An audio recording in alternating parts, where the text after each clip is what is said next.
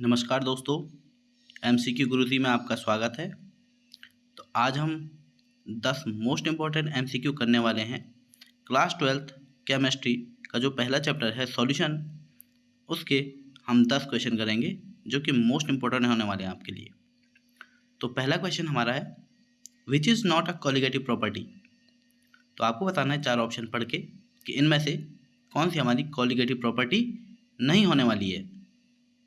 तो अगर आपने ये सब पढ़ा होगा तो आपको पता होगा कि जो हमारा डी ऑप्शन है बिल्कुल करेक्ट है।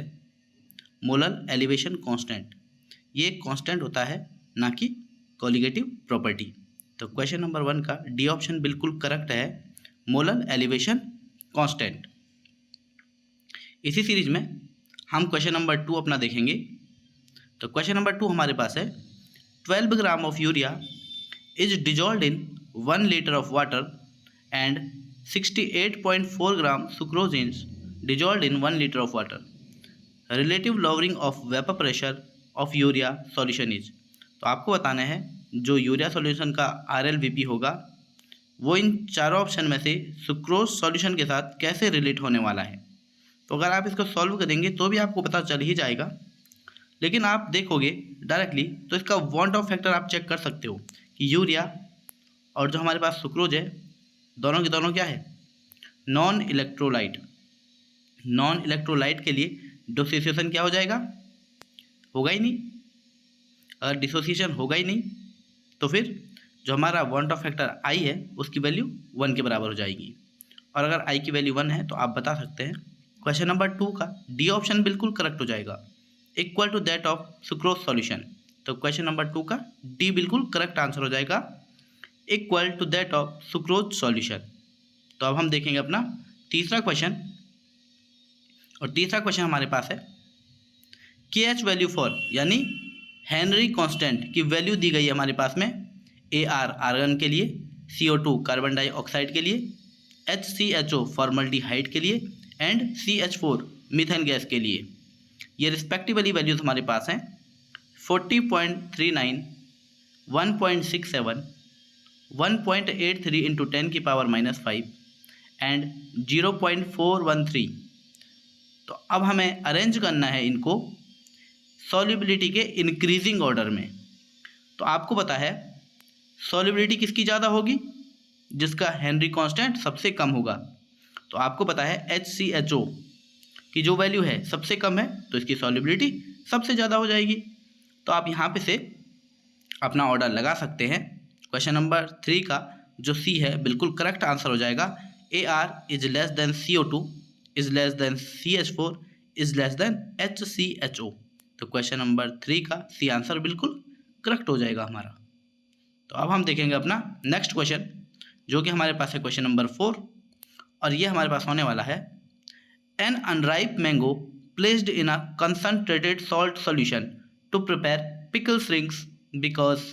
अब आपको बताना है कि जो हमारे पास बिना पका हुआ आम है आपने उसको कंसनट्रेटेड सॉल्ट सॉल्यूशन में रखा है और आप अचार बनाना है।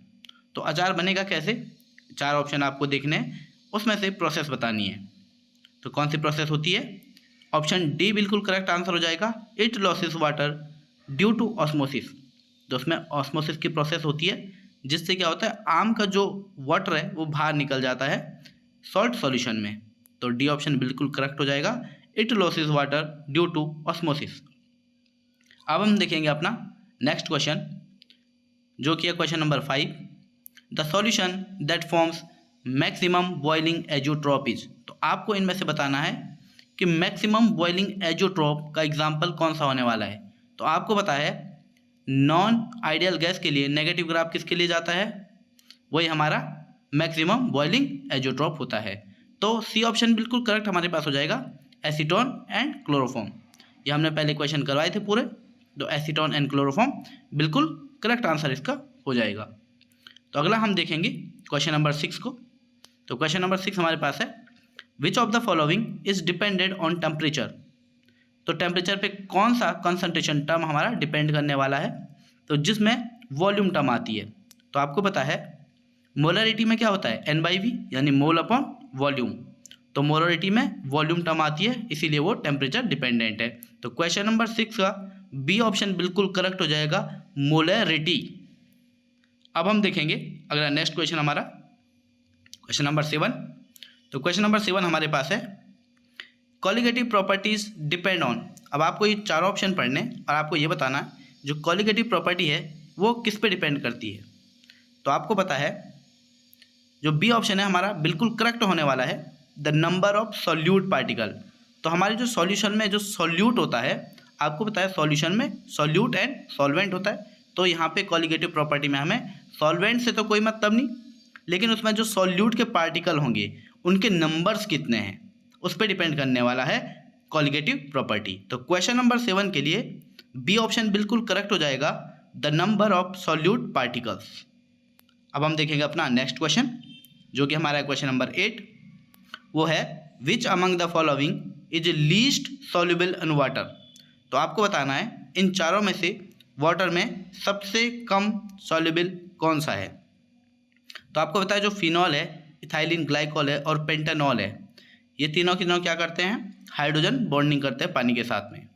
तो हाइड्रोफिलिक नेचर दिखाते हैं और पानी के साथ लगभग सॉल्युबल हो जाते हैं। लेकिन जो ऑप्शन बी हमारे पास टॉल्विन है, ये पानी में सॉल्युबल नहीं हो पाता है क्योंकि इसमें हाइड्रोफोबिक नेचर होता है। तो क्वेश्चन नंबर 8 का बी ऑप्शन बिल्कुल करेक्ट हो जाएगा, टॉल्विन। तो अब हम देखेंगे अपना नेक्स्ट क्वेश्चन और वो है क्वेश्चन नंबर 9। क्वेश्चन नंबर 9 हमारे पास है the value of Henry constant is. तो हेनरी कांस्टेंट की जो वैल्यू है इन ऑप्शंस में से किस पे बिल्कुल ठीक से अप्लाई होती है। तो अगर जिसने ऊपर वाला क्वेश्चन अच्छे से पढ़ लिया होगा जिसमें हमने KH की वैल्यू भी दी थी, तो आपको पता था KH की वैल्यू अगर कम होती है तो सॉल्युबिलिटी ज़्यादा हो जाती है। तो इसका अपोजिट भी हो जाएगा, चाहे इसको वाइस वर्सा आप बोलो। तो क्वेश्चन नंबर 9 का बी ऑप्शन बिल्कुल करेक्ट है, larger for gases with lower solubility, यानी KH की वैल्यू किसके लिए ज़्यादा हो जाएगी, लोअर सॉल्युबिलिटी के लिए।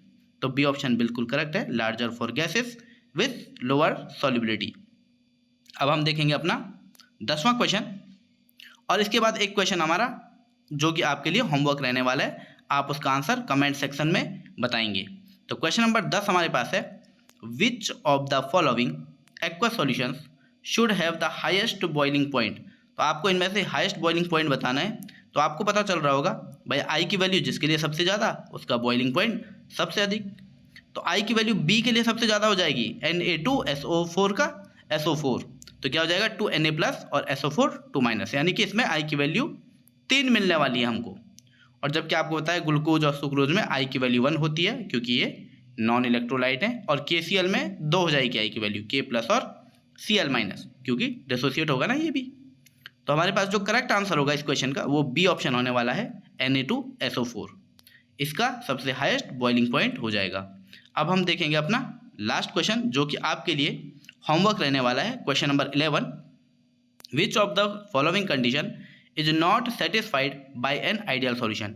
तो आपके सामने ये चारों ऑप्शन है, ΔH mixing is equal to 0, ΔV mixing is equal to 0, Raoult's law is obeyed, ΔS mixing is equal to 0।